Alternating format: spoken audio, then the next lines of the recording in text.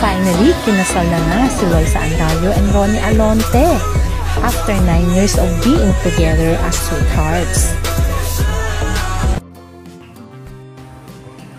Paano nga ba nagsimula ang love story ni Loisa Andalio and Ronnie Alonte? From love team to real sweetheart at ngayon husband and wife. Ating alamin.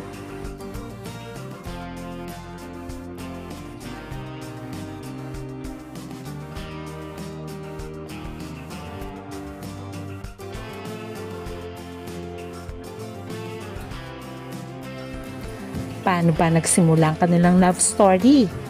Nagkita si Loisa and Ronnie first cross paths in year 2016 sa set ng noontime show It's Showtime, kung saan si Loisa ay part of the all-female dance group Girl Trends, samantalang si Ronnie was a member of all-male dance group Hashtags.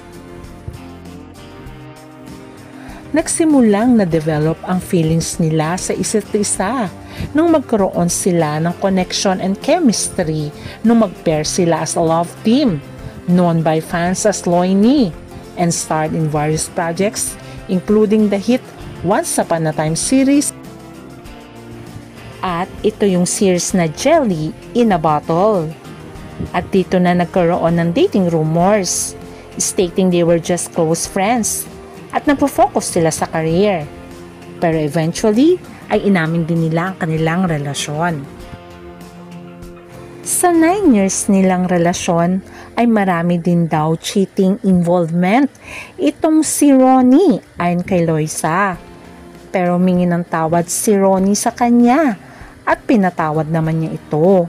Deserve din naman daw ni Ronnie na mabigyan pa ng chance dahil nakikita naman nito ang committed siya sa pagbabago. At dito nga nabigyan pa ng public scrutiny itong si Ronnie. Dapat daw hindi na binibigyan pa ng second chance. Pero sino naman daw tayo para umusga kung mahal pa rin nila ang isa't isa?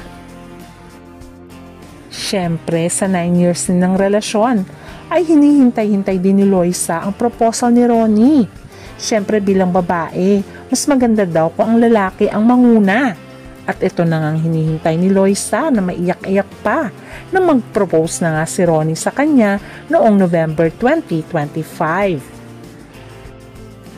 At makikita rin sa social media posts nitong si Loisa na finelex niya pa ang engagement ring na binigay sa kanya ni Ronnie na ang sabi nga nila ay worth millions daw ito.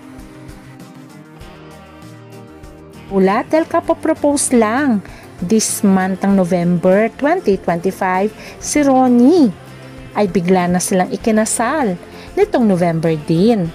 Pero ganun pa man, marami ang naging masaya sa pagpapakasal ni Loisa at Ronnie.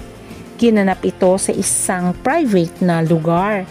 Pero ang tingin ng karamihan ay ginanap daw ito sa Tagaytay Highlands. Sa kanilang kasal ay shinare ng couple ang kanilang beautiful photos from their special day.